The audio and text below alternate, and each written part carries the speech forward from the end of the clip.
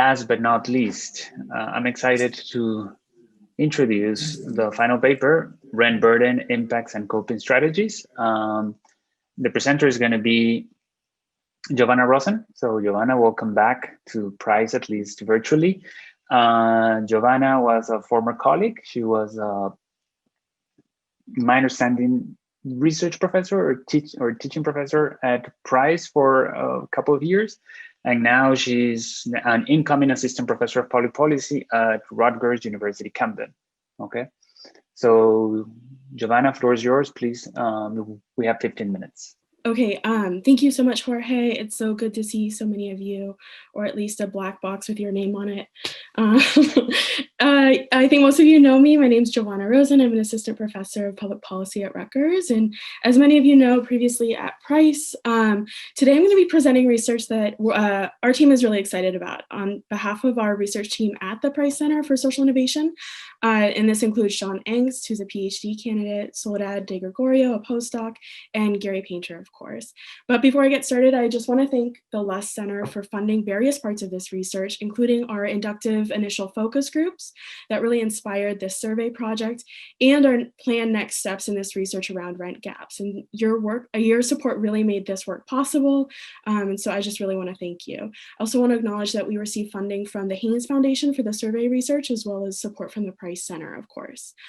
Today, I'm going to be presenting the results from a door-to-door survey that we conducted in 2019 in Los Angeles to understand how residents are coping with rent burden and the broader impacts of rising rent-to-income ratios and growing housing affordability challenges. Over the past few decades, urban areas across the nation have become increasingly impacted by rental affordability issues. As rising housing costs and stagnant wages require residents to spend more of their incomes on rent or housing, household budgets have become increasingly strained, forcing some residents to go without and others to move, including to lower cost neighborhoods or regions. We often measure rental affordability in terms of rent to income ratios, where those households paying over 30% of their income on rent are considered rent burden. This is considered to be an important designation after which households don't have enough residual income to pay for basic necessities, including food. And this has become a significant issue across the country. Nationally, 47.4% of US renter households were rent burden in 2017, with 30.4% severely rent burden, meaning they're paying over half of their income on rent. And this, and of course, since the pandemic started, we've only have greater cause for concern about rental precarity, particularly in communities of color, with an estimated 40 million renters at risk of not making rent. The problem is particularly acute in cities like Los Angeles. Over the 10-year period between 2000 and 2010, rents in the city increased 28%, while median household incomes rose just 1.2%. So you can see a widening gap there. By 2018, over half, 55.8% of renter households in the region were considered rent burden. As rates have increased, rent burden has come to enroll a greater share of the overall population, including middle-income households, and intensifying in severity for low-income households. So for households earning between $45,000 and $75,000, rent burden rates in the region jumped from 32.9% to 45.8% from 2006 to 2018. For households earning less, rent burden rates hover around an alarming 90%. So these statistics show and really illustrate the deepening rental affordability crisis, which overwhelmingly impacts low-income and now middle-income residents in the LA region. So why does this matter? What do we know about the impacts of rent burden? The research so far has focused on quantitative studies that have examined trade-offs using descriptive statistics or correlational relationships to uncover patterns, to understand the extent of the phenomenon and the coping decisions that people make in response. So we know that rent burden households are more likely to increase household size to overcrowding, face energy insecurity, live in lower quality housing, and reduce spending in other categories, including food, health, and education. This all makes sense, right? Researchers have also found associations between overcrowding and lower health and educational outcomes for youth, illustrating the deep impacts of the phenomenon, which threaten both short and long-term harm. So rent burden is a growing issue and it's deeply impactful. We know that housing stability is deeply important to individual and community vulnerability. Work like Matthew Desmond's shows us the deep and reinforcing relationship between poverty and housing security, stability, and exploitation, really showing us how housing is central to other forms of economic and social stability and to overall resident well-being. However, housing affordability is complex, and there are a lot of ways in which people can be forced to move that are not captured within formal eviction processes. There's also a lot that we don't know about the impacts of housing affordability, the mechanisms driving vulnerability, and how people cope, particularly within diverse contexts. Therefore, we know little about variation across groups, places, and contexts, and particularly within diverse communities, like in Los Angeles. And so as a result, we really need more information because sociological research would teach us to expect differences across groups and places in how people approach harm, draw from social support networks, and cope. And so we need more insight to understand housing vulnerability in a nuanced way, distinct from evictions and among diverse populations like in LA. So what did we do? We began with an inductive, grounded approach. We conducted 40 focus groups across the LA region to understand rent burden in new ways. These focus groups generated new insight and raised new questions for us about how people are moving across neighborhoods and strategizing to stay in place, how they draw from support networks to address housing-related harm, the stress involved with housing affordability pressures, and how housing conditions within the context of fewer affordable options shape the behavior of residents and their ability to stay in place.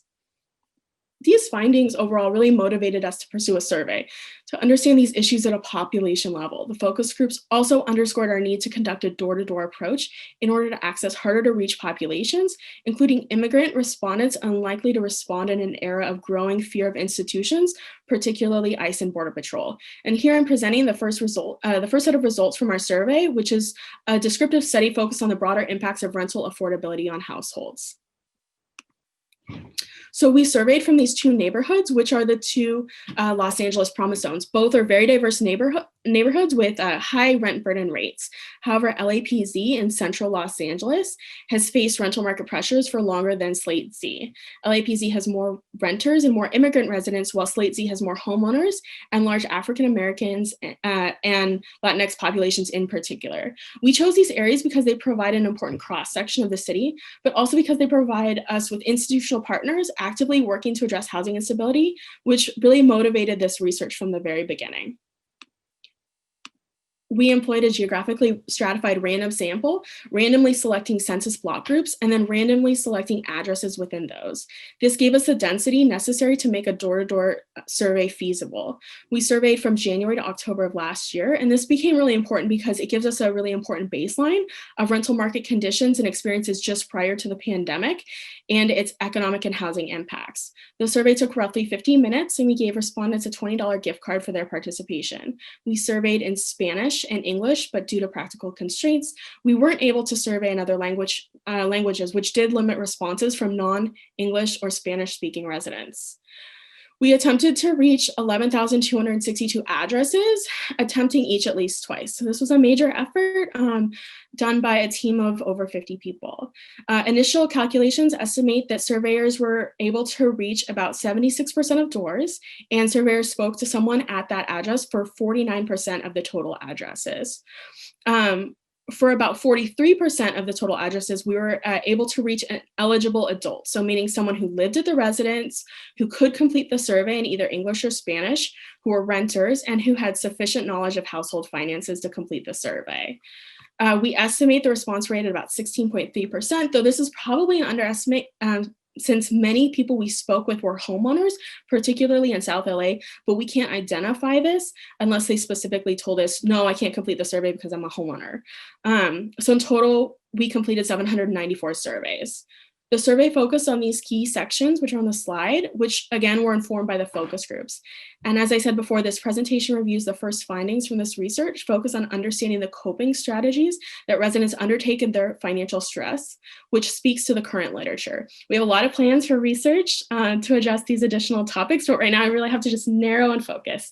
Our goal throughout, though, was really to build a unique data set informed by our findings from the focus groups to understand the deeper impacts of housing affordability. Our study is really unique due to its focus and scale within an extremely diverse context and using an inductive mixed method approach. So I'm happy to talk more about the research design, protocol, methods, and sample to anyone who's interested. And I'm sure Soledad and Gary feel the same way. We could talk to you forever. But if there's time, the remaining time left, I just want to turn to our findings because I'm going to highlight 4 here. So first, our findings reveal that households are making significant cutbacks to afford rent. Most residents reported making enormous trade-offs within the past 2 years in order to afford rent, including that overall almost 2/3 cut back on food, almost half cut back on clothing or reduced family activities. Over half took on additional debt, 1/5 reduced health spending, and 1/3 decreased their transportation spending. As the chart shows, we observe statistically significant differences across rent burden status for food, health, and medicine, clothing, and transportation, where rent burden households are more likely to make trade-offs, or we call them cutbacks. This is important because it confirms prior studies that find that rent burden forces households to make impactful cutbacks that affect resident quality of life. Our second finding is beyond the current literature, beyond asking what people are going without in order to make rent, we uniquely were able to ask residents to estimate the time that they've been making these cutbacks in order to make rent. Their answers suggest that many of the cutbacks they describe are not temporary coping strategies. Rather, these are semi-permanent quality of life differences. To illustrate this, over 1/4 of rent burden households are cutting back on food, clothing, family and fun, and or taking on additional bills or debt. Of those, they've been doing so for over a year, specifically in order to make rent, right? So these are, again, semi-permanent quality of life differences and not temporary coping strategies. Our third finding is that we didn't find very different rent burden rates and cutbacks across US-born and households and immigrant households. US-born households reported greater cutbacks in some cases, and these were attributable to recent cutbacks within the past 3 months. Overall, though, this was really surprising, the lack of real difference between US-born households and immigrant households, as we observed important differences in impacts and coping strategies in the focus groups across these populations. However, this doesn't mean that there aren't important differences across these groups. Rather, the rent burden rates of US-born households appear largely driven by their higher rents, which are at least partially attributable to their greater housing consumption, including a higher likelihood to live in single-family homes and have more bedrooms per household member, as well as their greater likelihood to have moved to their current housing within the previous 2 years. These differences, combined with these findings on consumption differences, suggest that immigrant and US-born households make different housing-related decisions, which creates similar rent burden and trade-off decisions despite different income levels. Therefore, it appears that our findings on cutbacks are conditional on the crowding and housing choices that immigrant households have already made, suggesting important differences that are somewhat obscured by this rent burden statistic. And for the last finding that I'm going to share today, we asked residents what they would do if they had an unanticipated $400 expense, which is a question used by the Fed in their report on economic well-being of US households.